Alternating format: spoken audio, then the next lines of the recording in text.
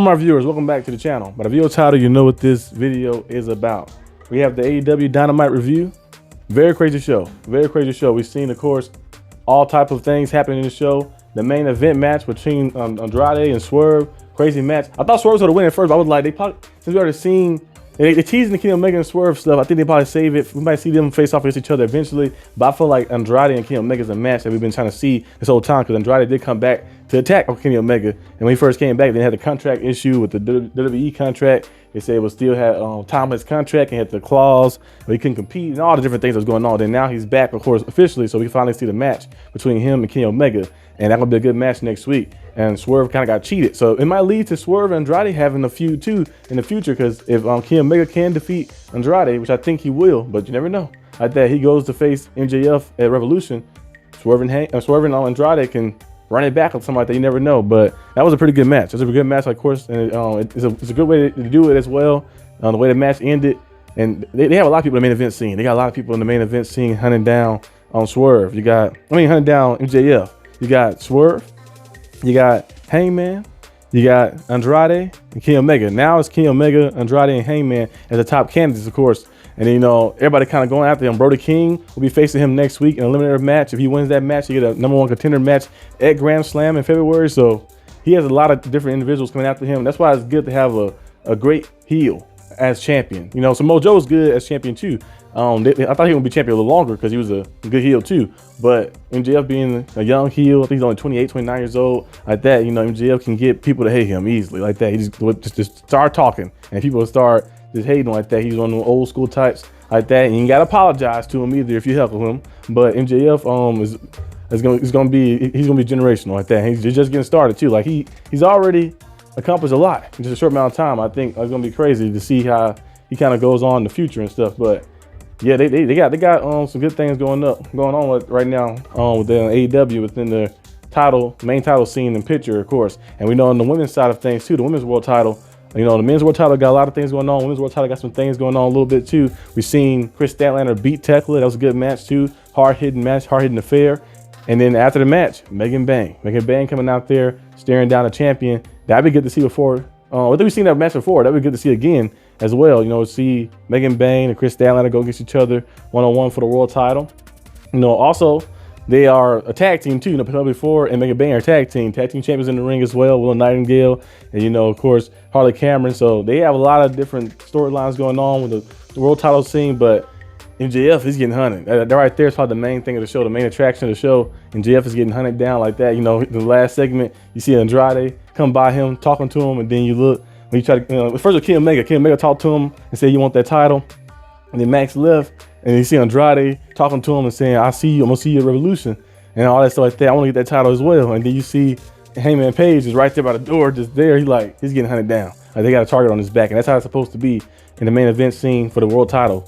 We also seen FTR retain their tag titles thanks to the help of Jon Moxley. Moxley getting revenge on Davis and Doyle. They attacked them earlier in the show after his match. You know, after Kanusuke Takeshita confronted them, because Kanusuke Takeshita kind of having a little tension with the Don Callis family. You know, Kyle Fletcher did forgive Okada.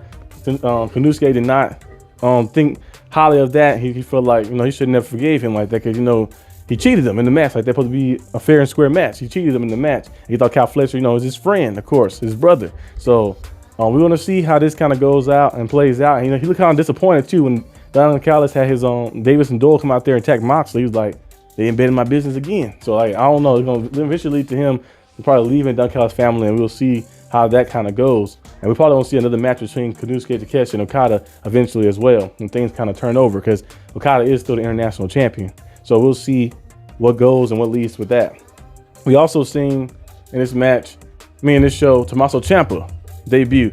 After Briscoe defeated El Clone, like that, defeated him, of course, the fake hologram. He defeated him and retained the CNT title. He was like saying he could be any challenger, and we've seen the music go off. I thought at first it was Buddy Matthews, because Buddy Matthews, I know he was injured for a while. I thought it would be him coming out there, but it was Ciampa. It was Ciampa coming out there. I seen Psycho Killer. I was like, oh yeah, it's Ciampa, because, you know, he trademarked Psycho Killer. You know, he's a Psycho Killer. He's supposed to be Project Ciampa and all that stuff like that. The murder wrestler and all that crazy stuff he got. So he's back. You know, he hadn't been back And basically this side of things, because he was in Ring of Honor in 2012, 2013, and stuff like that. He was like, it was a little while ago. It's been a long time since he's been, outside of WWE. He was in NXT for a while, did some good things there, and WWE as well. And now he's back on this side of things a little bit. And you're gonna see how things play out. And I wouldn't be surprised if they just let him win the title. Like he go out there and win the title. Because Mark Briscoe been champion for a good amount of times. I don't know what's he gonna lead to next to be a big moment. I feel like him chasing the title and beating Cal Fletcher was the big moment. Then he had some cool stuff after that. But I think they could just, hey, let Ciampa defeat Mark Briscoe and we see like a new little thing. I thought with Wardlow at first at 1.2. I know Wardlow had the torn tricep. I thought it was gonna be him at first, but I was like, no, I don't think so. And I saw Buddy Matthews, and then I seen it say Psycho Killer. I was like, oh, Tommaso Ciampa. So he's back now. And that's very cool to see. Cool introduction and cool like production of his entrance. It was very cool to see. So yeah, so they have some cool stuff that happened today, but it's gonna be crazy next week. You got Kenny Omega versus Andrade in a match. You got Tommaso Ciampa this Saturday going against Mark Briscoe. So you have some matches kind of build up. So we're gonna see how this kind of goes and what it leads into. But it's basically all I had to talk about today in today's video. Hope you guys enjoyed this video. If you did, like, subscribe for more content. And I'll see you guys next time on the channel, which probably will be, and probably have a what's the name video, because on Saturday I might do a video, depending. But next week, I think J. Cole album does come out. I know MDB reacted to J. Cole's, EP that he made, the freestyle EP, rapping on different classic beats and stuff. So, but I think, yeah, I think it's next week. I think his next album is next week. So his album, I think it comes out next week. So we'll be reacting to that. So that'd be probably like the whole weekend right there. So be on the lookout for that on Friday. I think probably on Friday or Saturday, we'll probably react to it and have it uploaded probably right after we react to it like that. Either the same day or maybe the next day after, but it's going to be up fast. So be on the lookout for that. But that's all I have for today's video. I'll see you guys next time on the channel. Peace out.